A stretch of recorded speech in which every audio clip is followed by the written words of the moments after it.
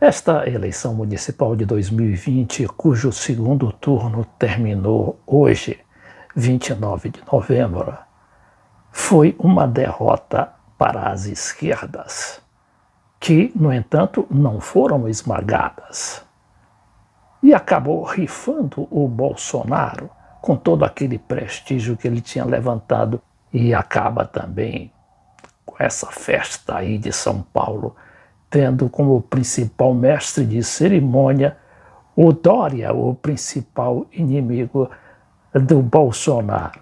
Agora, o Dória, como é que ele está nas pesquisas de opinião pública para a presidência da República?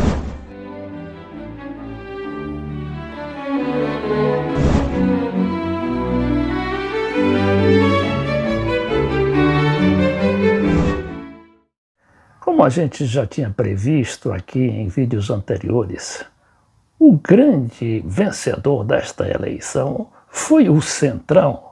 O Centrão com o PMDB, o PP, o DEM, o PSD e todos aqueles partidos que sempre dominaram a máquina municipal.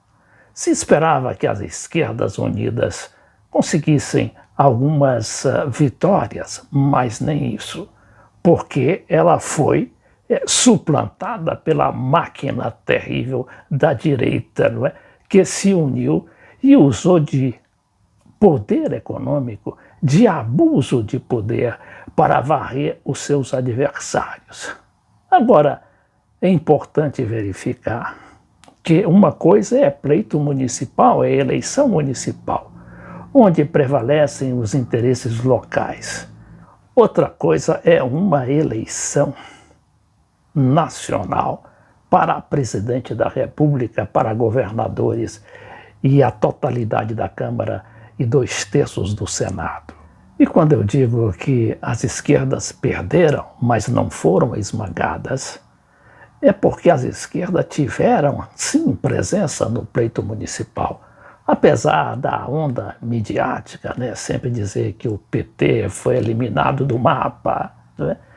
Mas como é que foi eliminado? O Lula deixou de figurar nas pesquisas para presidente da República, continua lá no topo.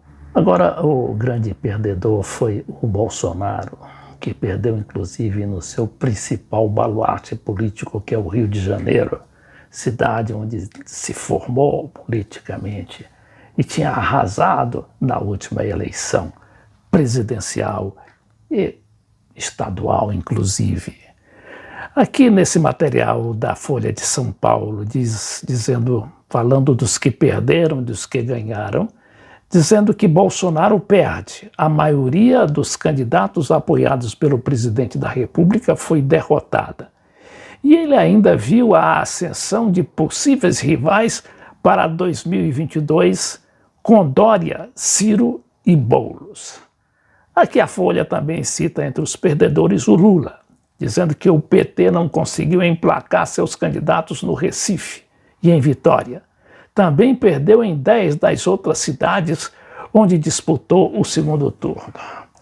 O PT também, em 2016, tinha sido arrasado por aquela campanha anticorrupção, que pretendia sempre associar a figura dos petistas. Mas o Fernando Haddad chegou ao segundo turno, e teve uma diferença de 10% em relação ao Bolsonaro, que acabou ganhando a eleição. E aqui também diz que outro perdedor foi Flávio Dino, o governador maranhense, perdeu em São Luís, após ver naufragar a tentativa de união de partidos de sua base. Seu partido, o PCdoB, também perdeu em Porto Alegre, com a Manuela Dávila. Sérgio Moro, está aqui outro grande perdedor que ninguém fala, principalmente a imprensa, porque ele foi muito tempo o Deus e o inspirador, daquela campanha anticorrupção. E o que diz aqui do Sérgio Moro? Neófitos na política não tiveram vez. Candidatos com discurso parecido com o do ex-ministro, o caso Sérgio Moro, perderam em capitais como Cuiabá, Recife e Aracaju. Agora falemos do desempenho da esquerda unida, né, em São Paulo, por exemplo. O Boulos, com todo aquele seu histórico, não é, de homem por muitos tido como o radical que mandava invadir apartamentos através daquele seu movimento MSTT, Movimento dos Sem Teto, teve 40% dos votos, né? 40, deixa eu ver aqui, só para 40,62%.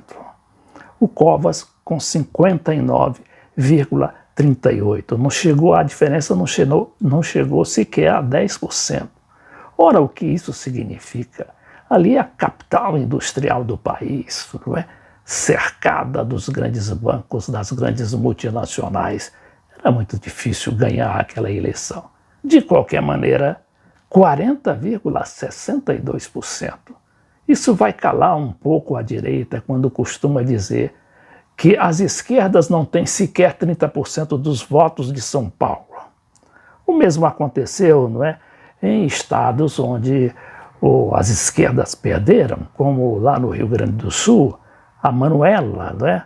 A Manuela que acabou realmente tendo um fraco desempenho, mas não por causa dela, nem por causa da desunião das esquerdas, mas sim por causa de uma campanha suja, não é? Que passou o rolo compressor com todo tipo de perseguição midiática, inclusive, e até pessoal.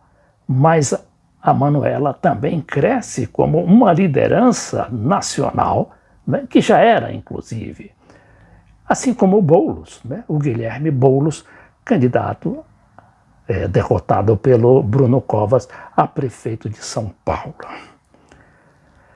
E se a gente também verificar o mapa no resto do país, né, do que representou esta eleição de 2020, ela foi igualzinha às outras eleições municipais do passado, sempre predominando a direita ruralista, a direita conservadora e também a direita violenta que se uniu, não é, nesses grandes centros.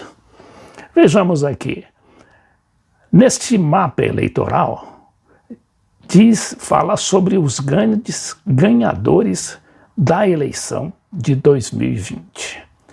O MDB teve 784 prefeitos, o PP 685, o PSD 654, o PSDB 520. Há uma outra coisa também importante, não é, que é a distribuição dos prefeitos, né, nesse segundo turno. Aliás, no geral, né, no primeiro e no segundo turno. Aqui diz que o MDB fez 5 prefeitos, quer dizer, foi o grande ganhador, o MDB. O DEM, 4 prefeitos. O PSDB, 4 prefeitos também. O PP, do Maluf, né, 3 prefeitos. O PSDB, no caso aqui, já tinha falado que foi 4 prefeitos. O PSB, 2. O PDT, 2 prefeitos. A gente vê que a diferença aí nas esquerdas também não é muito grande em relação ao PT.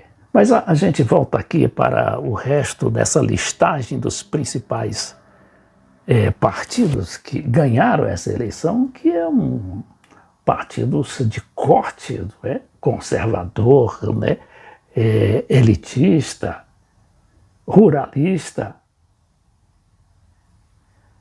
E que diz, né? DEM 463 prefeitos, PL 345. Aí vem os partidos de esquerda, PDT 314, PSB 252, PTB também está na direita, Republicanos, PT 183, Cidadania 129, PST, POD, Solidariedade, PSL, tudo partido da direita. Então, aí foi uma eleição cujo grande vitorioso foi o Centrão, não é? Como não poderia deixar de ser, porque o Centrão ainda que com outro nome, né, outros nomes no passado, sempre estava ganhando essa eleição. O importante é como diz o Boulos, né? O Boulos, o que é que diz o Boulos? O Boulos diz que não foi nessa eleição, mas a gente vai ganhar. Quero agradecer de coração a cada um que acreditou e segue acreditando. Agradecer a todos que sonharam. Nós vamos vencer. Não foi nessa eleição, mas a gente vai ganhar. Tamo junto.